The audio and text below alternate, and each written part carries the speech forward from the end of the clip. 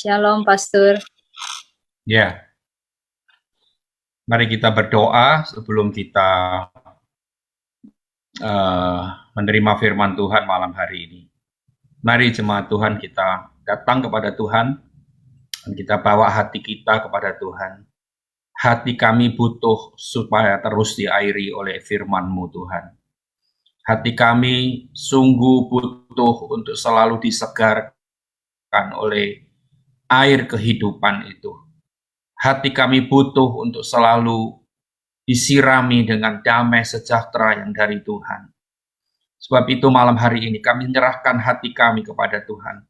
Bapa, biar hati kami menjadi hati yang lembut, tanah hati yang baik, tidak ada batu, tidak ada duri dalam tanah hati kami, sehingga semua benih firman-Mu tidak ada yang mati, tetapi hidup, menghasilkan buah 30, 60, dan 100 kali lipat Tuhan. Terima kasih, urapan-Mu nyata atas hamba-Mu, atas semua jemaat-Mu yang sedang mengikuti Zoom malam hari ini. Tuhan tetap ada bersama kami. Dalam nama Yesus kami bersyukur. Amin. Selamat malam, saudara kekasih semua yang dikasihi Tuhan. Malam hari ini saya punya satu tema khotbah yang mungkin bagi beberapa orang sesuatu khotbah yang unik, karena judulnya adalah Kristen panggilan atau Kristen pilihan. Saudara, kalau kita lihat kata panggilan, kalau kita dengar kata panggilan ini sesuatu yang agak kurang enak didengar, ya. Misalkan kalau di dunia ini kita lihat, kita dengar wanita panggilan, ya, dan segalanya. Yang panggilan itu rasanya konotasinya negatif. Tetapi memang hari ini mungkin Bapak Ibu merasakan bahwa kata Kristen panggilan ini sesuatu yang agak nggak enak didengar. Tetapi saya berdoa supaya ketika telinga kita mendengar ini rasa tidak enak, kita akan benar-benar beralih. Kualitas kita menjadi orang Kristen ternyata bukan menjadi Kristen panggilan, tapi Kristen pilihan. Ya, mari kita membuka di dalam ayat yang kita akan pelajari, yaitu Matius 25 ayat yang pertama. Jemaat Tuhan, kita lihat Matius 25 ayat yang pertama. Di situ ada perumpamaan tentang gadis-gadis yang bijaksana dan gadis-gadis yang bodoh. Dikatakan pada waktu itu hal kerajaan sorga seumpama 10 gadis yang mengambil pelitanya dan pergi menyongsong mempelai laki-laki. Ayat yang kedua, 5 di antaranya bodoh dan 5 bijaksana. 3, gadis-gadis yang bodoh itu membawa pelitanya, tetapi tidak membawa minyak. 4, sedangkan gadis-gadis yang bijaksana itu membawa pelitanya dan juga minyak dalam buli-buli mereka. Oke, kita berhenti di ayat 4 dulu. Saudara-saudara semuanya kita sudah tahu perumpamaan tentang 5 gadis bodoh dan 5 gadis bijaksana. Perumpamaan ini saya anggap sudah banyak orang Kristen mengerti ceritanya dan memberikan sudah hafal, bahkan cerita ini sering dikhotbahkan di gereja. Tetapi hari ini melalui perumpamaan ini saya memberikan judul tadi Kristen panggilan atau Kristen pilihan. Tentunya saudara semua, ya, kita lihat ada 5 gadis yang bodoh. Di sana dikatakan dia membawa pelita tapi tidak membawa minyak. Dan ada 5 gadis yang bijaksana, dia membawa pelita dan juga membawa minyak dalam buli-buli mereka. Sebetulnya kata yang tidak membawa minyak itu artinya begini, 10 gadis ini sebetulnya dia sudah bawa pelita semuanya. Ya, kita tahu dia semua bawa pelita. Dan ternyata yang dikatakan tidak membawa minyak 5 gadis yang bodoh itu ternyata di dalam pelita itu sudah ada minyaknya, tetapi mereka tidak membawa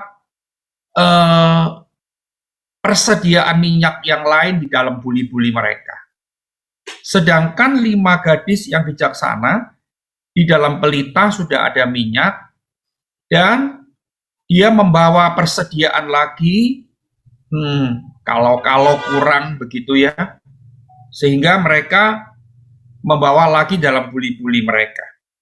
Ya, Bapak, Ibu, Saudara, kita akan lihat sekarang. Ternyata Kristen panggilan, ya, kita bisa lihat Kristen yang terpanggil, Kristen atau Kristen panggilan itu ternyata banyak perbedaannya dengan Kristen pilihan.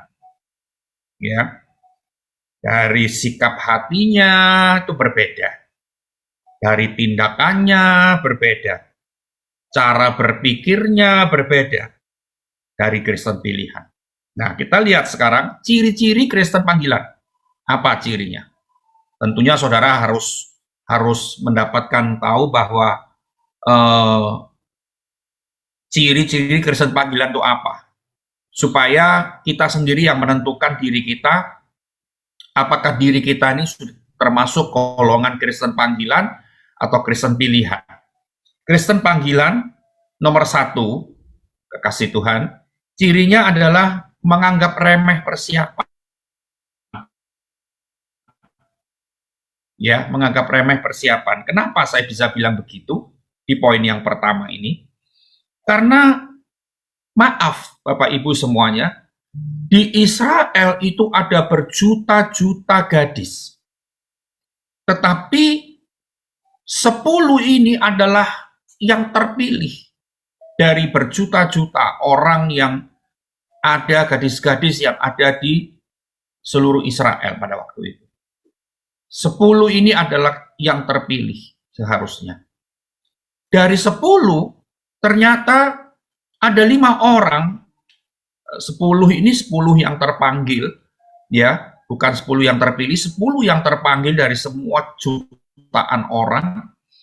Ternyata dari 10 itu disaring lagi, ternyata ada 5 saja yang terpilih.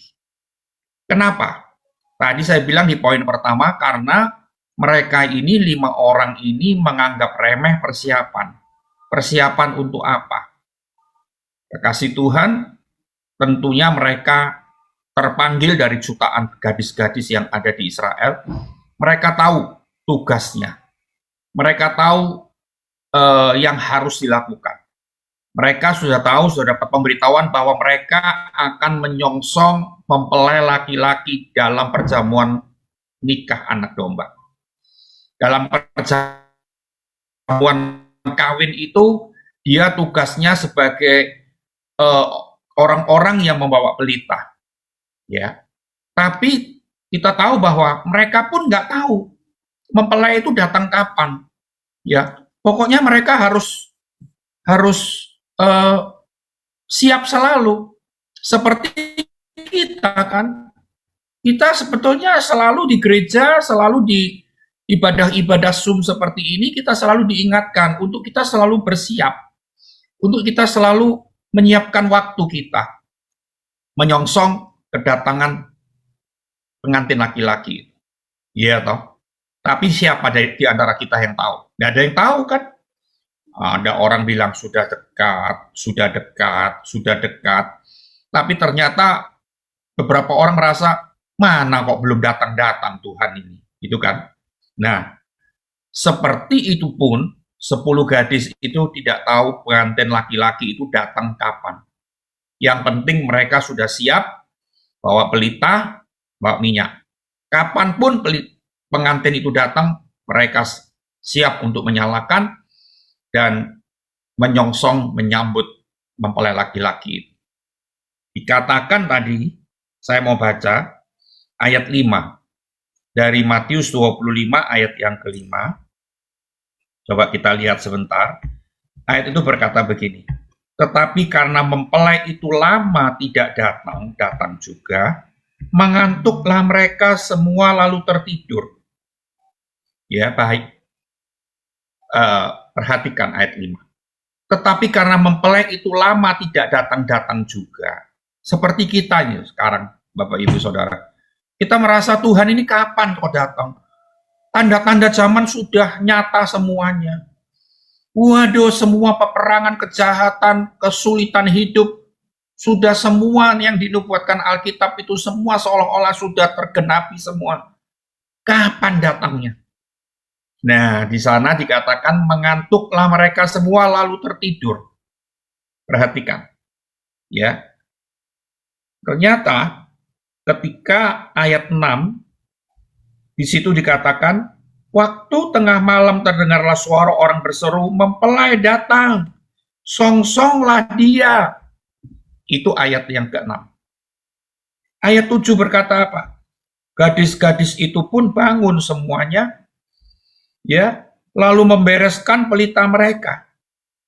Ayat 8, gadis-gadis yang bodoh berkata kepada gadis-gadis yang bijaksana, berikanlah kami sedikit dari minyakmu itu sebab pelita kami hampir padam. Stop dulu di ayat 8. Ini menandakan Bapak Ibu semuanya bahwa yang 5 gadis yang panggilan ini, yang terpanggil, ini dia bawa pelita dan ada minyak. Itu nyala. Pelitanya nyala. Ya. Tapi karena mempelai laki tidak datang-datang, nyala terus, akhirnya di ayat 8 tadi dia bilang, pelita kami hampir padam. Hampir padam. Ya. Dan kita tahu bahwa mereka minta minyak dari yang 5 yang bijaksana itu. Tadi saya bilang poin yang pertama kan mereka menganggap remeh persiapan. Sebetulnya mereka harus tahu. Tidak ada yang tahu, mereka semua tidak ada yang tahu tanggal berapa, jam berapa, hari tahun berapa, hari apa mempelai laki-laki itu datang. Tetapi yang penting kita menyiapkan diri. Mereka tahu tugasnya, harus menyongsong mempelai laki-laki, harus menyambut mempelai laki-laki. Tetapi maaf, yang 5 yang terpanggil ini, dia tidak memakai, dia teledor untuk mempersiapkan sesuatu. Ya, dia cuman merasa cukup ada pelita dan ada minyak di dalam pelita itu. Ya cukup, merasa persiapannya sudah oke. Sebab itu tadi kan saya bilang, menganggap remeh persiapan. Mungkin Bapak Ibu tanya, persiapan apa? Tadi kan saya bilang persiapan untuk apa? Persiapan untuk menyambut mempelai laki-laki datang. Bapak Ibu Saudara, yang saya harus katakan secara jelas malam hari ini, kita akan mempersiapkan apa? Kita harus tahu, kita harus mempersiapkan diri untuk ketemu Tuhan secara nyata. Nah, ini dia. Kita harus tahu bahwa kita selama ini ketemu Tuhan cuma di dalam roh. Saat kita berdoa, saat kita menyembah Tuhan, saat kita ada di ibadah, saat kita melayani Tuhan, saat kita ada di gereja, kita nyembah Tuhan, kita seolah-olah ketemu Tuhan secara pribadi. Tapi itu masih dalam roh. Secara roh kita ketemu Tuhan. Tetapi kita belum ketemu secara pribadi, secara nyata ini loh, belum ketemu. Tapi kita harus tahu bahwa nanti kita akan muka dengan muka bertemu dengan Tuhan. Ketemu Tuhan secara nyata. Inilah yang harus dipersiapkan. Karena kalau kita tidak mempersiapkan, maaf Bapak Ibu, yang terpanggil ini, ya akhirnya tidak bisa ketemu Tuhan secara nyata. Ya akhirnya tidak bisa ketemu Tuhan secara nyata. Nah, sebab itu saya percaya gini, saudara dari dimanapun saudara berada, tinggal saudara dimanapun, saudara punya gereja masing-masing, setiap Rabu dan Jumat saudara ikut healing dan profesi, saudara selalu dibimbing, saudara selalu diingatkan supaya saudara tetap apa? Contohnya mempersiapkan diri. Jaga hati, contohnya kan? Iya toh? Seringkali kita baca firman, kita dengar firman dari hamba-hamba Tuhan. Ayo jaga hati. Jaga hati ini misalkan satu ini sebagai bentuk persiapan kita ketemu Tuhan secara nyata, kekasih Tuhan. Ya, jangan dipikir jaga hati itu cuman sebagai anjuran biasa, tetapi saudara tahu, jaga hati dari kepahitan, ya, jaga hati dari kesombongan, jaga hati dari segala hal-hal yang mengotori hati kita.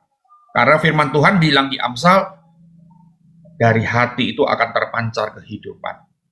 Jadi pusatnya semua itu di hati. Ya, saudara diajar untuk jangan meremehkan ibadah. Ibadah itu untuk apa? Bukan untuk syarat orang Kristen, kekasih Tuhan. Bukan. Ibadah itu untuk apa? Mempersiapkan kita, mempersiapkan diri kita. Ya kan? Kita dalam ibadah itu diajar banyak hal, banyak firman yang penting untuk kita. Supaya ketika kita ketemu Tuhan secara nyata, kita sudah mengerti. Kita sudah melakukan segala sesuatu. Saudara, diajar apa lagi sama Tuhan dalam masa-masa persiapan ini? Jangan curi uang Tuhan, ya kan? Jangan cinta uang, cinta Tuhan, gitu kan? Cintalah sama Tuhan, jangan cinta uang, jangan curi uang Tuhan. Tapi saudara seringkali kan keras hati, ya kan? Aduh, masa sukar gini, masa sulit, ekonomi lemah gini kok, keadaan yang sangat mengkhawatirkan, menakutkan begini, apalagi Presiden Jokowi beberapa hari lalu memberi sambutan atau memberikan komentar di dalam WA yang di video di WA, dikatakan bahwa tahun depan itu dunia akan gelap, ya, semakin gelap semuanya. Saudara pikir begini, masa seperti ini kita harus kumpul uang sebanyak-banyaknya. Semua penghasilan kita harus dikumpulkan sebanyak-banyaknya. Nggak usah bingung uang Tuhan, nggak usah bingung mengembalikan milik Tuhan dan sebagainya. Saudara, ingat, ketika kita mau mempersiapkan diri, ketika kita mau tidak menganggap remeh persiapan untuk ketemu Tuhan secara nyata, lakukan semuanya. Walaupun tidak cocok dengan logika kita, tapi kita harus tahu, melakukan firman Tuhan itu nomor satu. Ya, banyak firman Tuhan yang ajari kita mengampuni, ya kan? Itu untuk persiapan. Bayangkan kalau kita mau ketemu Tuhan secara nyata, masih ada ganjelan, masih ada sakit hati yang belum terselesaikan, bagaimana? Nggak mungkin kita bisa, ya toh? Sebab itu saya ingin sampaikan, jangan menganggap remeh persiapan. Dan persiapan itulah saat-saat ini, udah nggak lama lagi, kita mempersiapkan diri karena sudah semakin dekat mempelai laki-laki itu akan datang. Yang kedua, ternyata kekasih Tuhan, ternyata Kristen panggilan itu ya cara berpikirnya pendek. Kenapa saya bilang begitu? Karena dia tidak pernah berpikir panjang. Bayangkan, bandingkan sama yang gadis yang pilihan itu. Dia mikir panjang. Sudah ada minyak di pelita, dia mikir, jangan-jangan nanti habis minyakku. Wow, sebab itu aku harus bawa lagi minyak, ya kan? Supaya sampai lama pun pelitaku tidak akan padam. Nah, itu orang yang terpilih, dia akan bisa berpikir panjang. Dia akan bilang begini, kalau orang berpikir pendek kan gini, ada tawaran dosa, ada tawaran berbuat jahat, melanggar firman, dia bilang, oh ini enak ini. Ya, di zaman-zaman sulit begini, ya ada tawaran, ayo korupsi yuk. Ya, ada tawaran, ayo kita memanipulasi uang kantor dulu, uang perusahaan yuk. Nggak ada yang tahu, nggak mungkin ada yang tahu. Wah, dia nggak berpikir panjang, dia berpikir pendek. Oh ya, aku lakukan saja supaya kebutuhanku terpenuhi semua, supaya aku hidup lebih nyaman lagi. Tapi orang Kristen pilihan, dia akan berpikir panjang. Dia akan berpikir gini, oh kalau aku melakukan hal itu, memang hidupku di dunia nyaman. Semua terpenuhi. Tapi bagaimana nantinya? Dia akan berpikir panjang. Orang yang pilihan, Kristen pilihan, dia akan berpikir 1000 kali untuk melakukan dosa. Akibatnya dan segalanya. Banyak hal yang dia pikirkan. Tapi orang Kristen panggilan, dia enggak pikir panjang. Dia pikir enak. Ya kan? Dosa itu memang nikmat kan, kasih Tuhan. Ya toh? Firman Tuhan berkata roti curian itu enak. Air curian itu manis. Firman Tuhan bilang, memang dosa itu manis. Tapi berujung dengan apa? Malapetaka, maut ujungnya. Sebab itu kalau kita mau berpikir panjang, kita mau jadi orang Kristen pilihan, kita akan berpikir panjang. Saya nggak akan melakukan itu. Ya, dia tahu, dia berpikir panjang. Dia tidak berpikir untuk hidup di dunia ini toh. Dia tidak berpikir untuk hidup nyaman di dunia ini saja. Dia akan berpikir panjang. Dia tahu ada kehidupan setelah kematian nanti. Aku mati, itu ada kehidupan lagi. Kalau tidak ada kehidupan, sampai mati selesai, kita boleh bermain-main. Kita bisa mau apa saja, dengan hawa nafsu kita melakukan apapun. Tidak ada urusan kok. Mati selesai.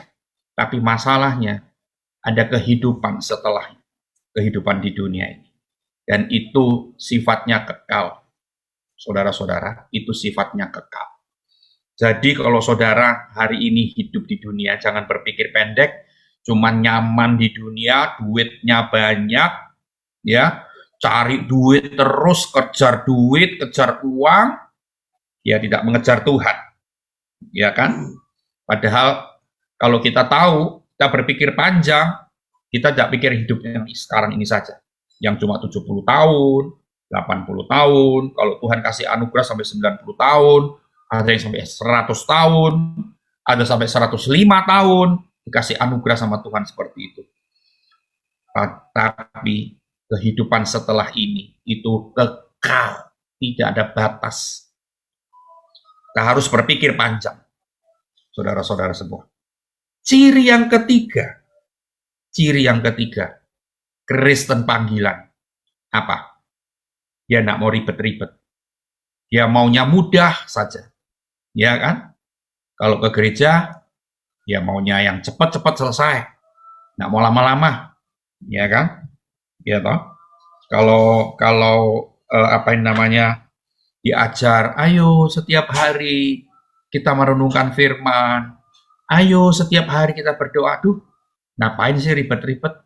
Kan begitu. Pakai baca firman, pakai berdoa. Aduh, aku sibuk. Ya kan? Nah, mari kita berpikir, kita tahu bahwa jangan pernah nggak mau ribet, tapi ternyata engkau sedang menghadapi sesuatu yang bahaya. Memang kayaknya saudara bilang begini, jadi orang Kristen ini kok sulit ya, harus merenungkan firman, kalau disakiti tidak boleh pahit hati, harus ngampuni, sudah tidak punya uang harus tetap bayar milik Tuhan, kan gitu kan, ajaran Tuhan. Tuhan ajar mengampuni, memberikan berkat, memberkati orang-orang yang menyakiti kita, kan begitu. Saudara mikir begini, aduh jadi Kristen ini kok ribet lah. Ini orang Kristen panggilan. Dia selalu merasa ribet, dia tidak mau ribet-ribet, dia mau yang mudah saja. Jadi Kristen mauku sendirilah. Kalau aku tidak mau ke gereja, aku mau ikut online, ya ikut online aja lah. Gitu kan. Zaman pandemi ini kan sudah berapa tahun banyak orang kalau hari Minggu biasanya ibadah di gereja, sekarang walaupun sudah bisa beribadah di gereja onsite, tapi kan banyak orang Kristen yang masih mempertahankan secara online. Ya kan, dia merasa lebih enak di rumah, tidak ribet-ribet, ya hanya dengar dari laptop, dengar dari handphone, dengar dari iPad, ya toh kita bisa ibadah, tidak repot-repot. Ya, hati-hati. Orang Kristen panggilan, tandanya salah satunya, dia nggak mau repot, dia nggak mau ribet, maunya yang mudah. Yang terakhir, kasih Tuhan, orang Kristen panggilan, tandanya dia mengabaikan kesempatan. Saudara tahu, kesempatan dipilih dari sejutaan gadis di Israel, dipanggillah 10 orang ini. Ini kesempatan emas. Ini kesempatan yang tidak pernah akan terjadi lagi. Banyak orang Kristen mengalami banyak kesempatan untuk mencari Tuhan, untuk mencari hadirat Tuhan. Banyak orang Kristen banyak kesempatan untuk menikmati kebesaran Tuhan melalui penyembahan, melalui hadirat Tuhan dan sebagainya. Dia bilang, aduh aku masih capek lah, aku masih lelah, nantilah, belum saat ini dan sebagainya. Ini kesempatan-kesempatan yang kita tidak bisa abaikan. Tapi orang Kristen panggilan memang selalu mengabaikan kesempatan. Akhirnya kita lihat di ayat yang keberapa tadi? Ayat 11. Ayat 11. Dari Matius 25 kita akan lihat, Bapak Ibu semua. Ayat 11.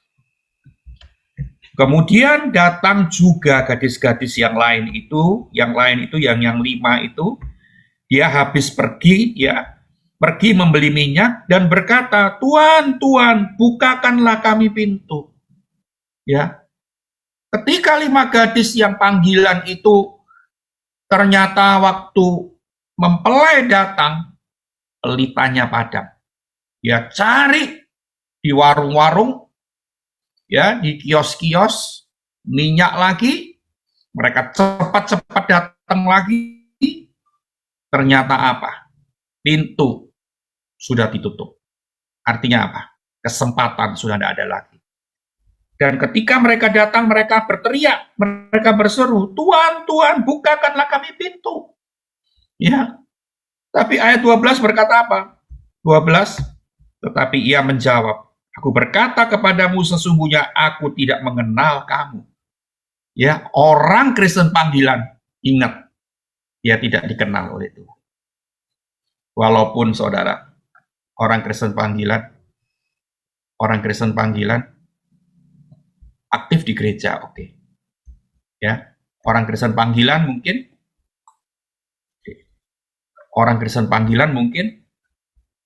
pelayanan aktif. Orang Kristen panggilan mungkin kelihatannya sibuk dalam hal-hal rohani. Jangan tertipu. Tetapi ternyata firman Tuhan berkata, aku tidak mengenal kamu. Saya ingin Bapak Ibu semua yang hadir malam hari ini, ada 84 orang yang hadir. Saudara benar-benar jangan ingat kepada yang lain. Oh, suamiku. Jangan-jangan dia Kristen panggilan. Oh, anakku. Oh, istriku. Oh, temanku itu. Jangan. Tapi mari kita secara pribadi kita tunjuk diri kita sendiri, kita renungkan kehidupan kita sendiri, Bapak Ibu semuanya. Apakah kita ini benar-benar masih punya tanda-tanda, ciri-ciri Kristen panggilan? Dari 4 hal tadi yang saya bahas secara cepat. Ya, apakah kita masih seperti itu? Jangan lihat suami atau istri atau anak, menantumu, mertuamu, orang tuamu dulu. Jangan, tidak perlu kita koreksi orang lain. Kita koreksi diri kita sendiri. Akhirnya sampai kita mendapatkan benar-benar secara nyata, inilah keadaanku.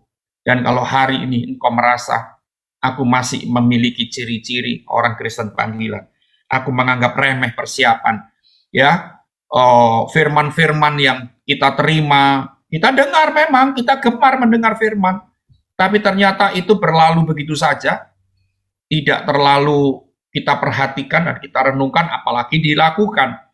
Padahal semua firman-firman itu untuk mendidik kita, menasihati kita menjadi orang Kristen yang sungguh melakukan persiapan menjelang bertemu Tuhan secara nyata. Yang kedua, kita selalu berpikir pendek, kita berpikir cuma hidup di dunia saja. Nggak pernah mikir hidup yang akan datang. Bagaimana keadaan kita? Ya kan? Tadi saya berkata bahwa banyak orang Kristen yang seperti itu. Ya, dia nggak mikir yang panjang. Ingin lakukan dosa, lakukan. Mikirnya cuma pendek. Oh, enak kok. Oh, nggak ketahuan kok. Ini tersembunyi kok. Ini rahasia kok. Dia nggak mikir. Orang Kristen yang pilihan, dia akan mikir. Akibatnya apa? Ya pikir itu. Ya, dia nggak main-main dengan kehidupan ini. Apakah saudara punya ciri, saudara nggak mau ribet-ribet, maunya yang praktis aja, yang mudah aja? Adakah saudara yang merasa seperti itu? Kalau diajar firman, aduh capek aku, aduh susah ya dengar firman, melakukan firman, aduh sudahlah, nggak usah ribet-ribet lah. Ya sudahlah, apa adanya aja lah. Ya sudah, saudara. Kalau saudara mau apa adanya saja, mau mudah-mudah saja, mau praktis-praktis saja, ya kan? Kalau sekarang saudara serba instan, orang mau praktis, minum kopi langsung, pakai air panas diudek jadi minum. Mau apa, mau makan mie, Indomie, selalu ada, instan semua. Nggak mau repot-repot, nggak mau ribet-ribet. Tapi dalam hal kekristenan, kita nggak bisa seperti itu. Ingat, dalam hal kekristenan, kita harus mau susah, mau repot. Ya, dengar. Dalam kekristenan, harus mau jalani penderitaan Yesus, penderitaan Kristus. Jalani jalan yang penuh dengan kehidupan, yang penuh dengan salib. Itu bagaimana? Jalani mematikan daging hawa nafsu itu bagaimana? Sulit ini. Nggak mudah. Nggak bisa praktis ini. Ya, saudara. Tapi kalau itu ada di dalam hidupmu, jangan-jangan engkau masih Kristen panggilan. Dan yang keempat, apakah masih ada saudara yang seringkali mengabaikan kesempatan? Engkau punya kesempatan untuk melayani Tuhan, kau sia-siakan. Kau punya kesempatan untuk beribadah, kau sia-siakan.